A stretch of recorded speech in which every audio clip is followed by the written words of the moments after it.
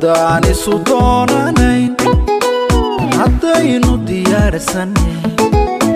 dayaxa aan wada degnay macaan daadigii cishqiga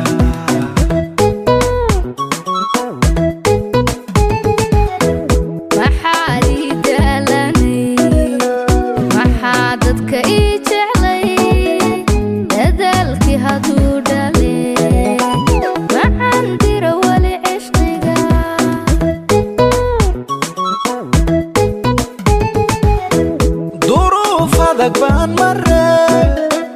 dulqaad badan baad lahayd dantaan ka midaysanayn dabuub adag baan lahayn macaan adag baan lahayn